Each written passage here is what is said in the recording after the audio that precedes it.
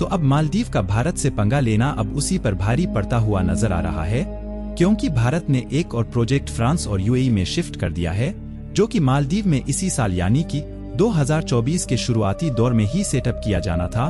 मालदीव को लग रहा था कि वह चीन से हाथ मिला लेगा तो भारत उसकी और ज्यादा इज्जत करेगा, लेकिन भारत अब यह बात अच्छे से समझ चुका है कि मालदीव से दोस्ती रखना हमारे लिए खतरा साबित हो सकता है। और मालदीव के राष्ट्रपति मोहम्मद मुज्जू ने चीन के साथ मिलकर भारत के खिलाफ जो एग्रीमेंट किए हैं, भारत उसका दाव निकलने में कोई भी कसर नहीं छोड़ने वाला। और जो प्रोजेक्ट और इंफ्रास्ट्रक्चर मालदीव में तैयार किया जाना था, मालदीव को सबक सिखाने के लिए उसको अन्य देशों में शिफ्ट कर दिया जा रहा है।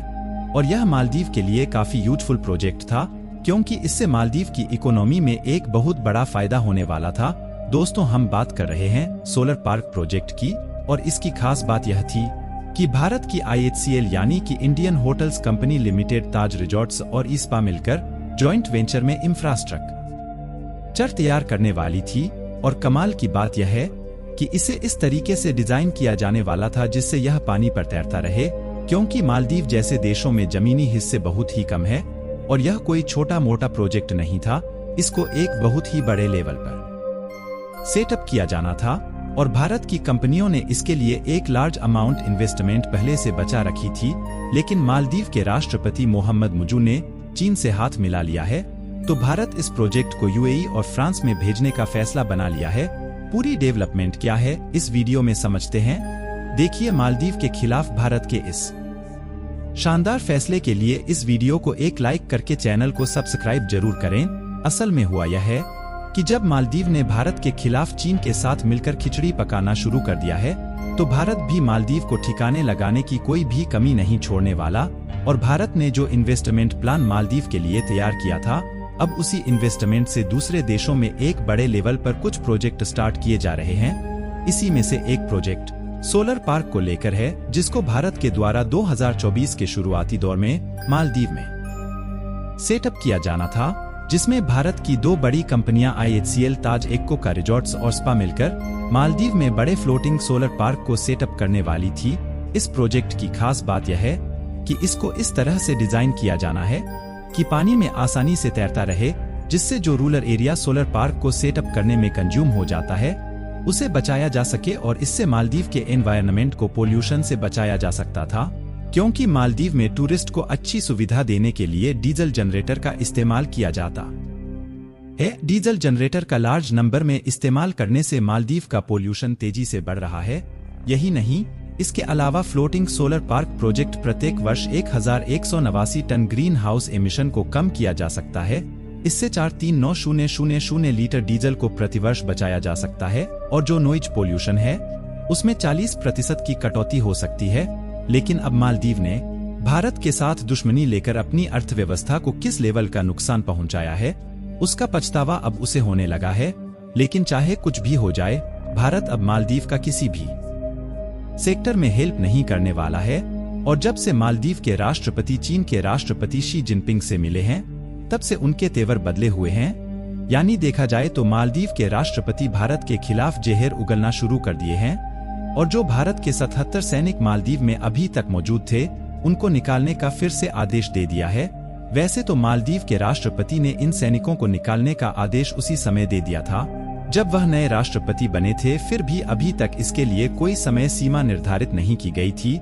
लेकिन जब से मालदीव के राष्ट्रपति चीन के राष्ट्रपति से मिले हैं, तो उन्होंने सैनिकों को निकालने के लिए 35 दिन का समय दिया है। यानी कि भारत अब समझ चुका है कि मालदीव भारत के साथ किस तरह का बर्ताव भविष्य में रखने वाला है। और जब मालदीव छोटा सा देश होकर भारत को आंखें दिखाएगा, तो भारत भी शांत नहीं बैठने वाला है। और इसीलिए भारत भी कुछ LPG प्रोजेक्ट और रिन्यूएबल एनर्जी के इस सोलर प्रोजेक्ट को भी दूसरे देशों में शिफ्ट करने जा रहा है। अगर आप इस आर्टिकल को देखें, तो मालदीव में सुबह 8 बजे से शाम 5 बजे तक हर रोज जनरेटर का इस्तेमाल किया जाता है, जिससे टूरिस्ट को अच्छी सुविधा दी जा सके। एक्सकोटिक के फ्लोटिंग सोलर प्रोजेक्ट के लगाने के बाद इसे शट डाउन किया जा सकता था। लेकिन मालदीव ने जिस तरह से भारत को अपने तेवर दिखाना शुरू किया है, उससे भारत ने सूझबूझकर अपने फैसले को बदल दिया है। और अब भारत की कंपनियों ने इसे ग्लोबली लेवल पर ले जाना शुरू कर दिया है और अब यूएई और फ्रांस जैसे देशों में सेटअप करने जा रही है। जिसमें यह डिसाइड किया गया है कि साल 2030 तक लगभग 1 ट्रिलियन इन्वेस्टमेंट की जाएगी और ध्यान दिया जाए तो दुनिया में 1221 ऐसे देश हैं जहां पर सोलर पार्क की बड़ी मात्रा में रिक्वायरमेंट है और यही मौका भारत को यूएई, फ्रांस और ऑस्ट्रेलिया में मिल चुका है, जहां पर यह कंपनियां अपने फ्लोटिंग सोलर पार्क को सेटअप करने वाली है। और कुछ दिनों पहले हमने एक वीडियो में बताया था कि कुछ एलपीजी प्रोजेक्ट जो कि मालदीव में सेटअप किए जाने थे उनको भी श्रीलंका में शिफ्ट कर दिया गया है, जिसमें पुणे गैस अब उसी इंफ्रास्ट्रक्चर को मालदीव की बजाय श्रीलंका में तैयार करना शुरू कर दिया है। और देखा जाए तो इस समय श्रीलंका में एलपीजी गैस की डिमांड बहुत ज्यादा है और भारत के लिए कमाल की बात यह है कि पुणे गैस एलपीजी प्रोजेक्ट को श्रीलंका की एक कंपनी के साथ जॉइंट वेंचर में सेटअप करने वाली है। इसके अलावा भी पुणे गैस में इस प्रोजेक्ट को इंटरनेशनली अन्य देशों में भी ले जाने वाली है, क्योंकि पुणे गैस के पास नेचुरल गैस को एलपीजी में कन्वर्ट करने की एडवांस टेक्नोलॉजी मौजूद है और भारत की यह कंपनी अपनी टेक्नोलॉजी को और भी ज्यादा बढ़ाने पर फोकस कर रही है। यहाँ तक कि भारत में कुछ दिनों पहले ही यूएई के साथ एटीए यानी कि फ्री ट्रेड एग्रीमेंट साइन कर लिया है और इस समय भारत को यूएई जैसे बड़े देश का फ्री ट्रेड मार्केट एक्सेस मिल चुका है, जहां पर हम अपने प्रोडक्ट को ड्यूटी फ्री इंपोर्ट और एक्सपोर्ट कर सकते हैं। देखा जाए तो एक समय चीन दुनिया का नंबर 1 सोलर प्रोड्यूसर कंट्री हुआ करता था, लेकिन भारत ने रिन्यूएबल एनर्जी में अपने आप को जिस तेजी के साथ ढालना शुरू किया है उससे चीन भी पिछड़ने की कगार पर पहुंच चुका है। और भारत ने अपने प्रोडक्ट की क्वालिटी की वजह से मिडिल ईस्ट के सभी देशों में जिस तरह से पहचान डेवलप की है उससे भारत की कंपनियों को एक बड़ी मात्रा में प्रोजेक्ट मिलना शुरू हो चुके हैं। और जो अभी तक मिडिल ईस्ट के मार्केट में चीन कब्जा किए हुए था, अब उसकी खटिया खड़ी होना शुरू हो चुकी है।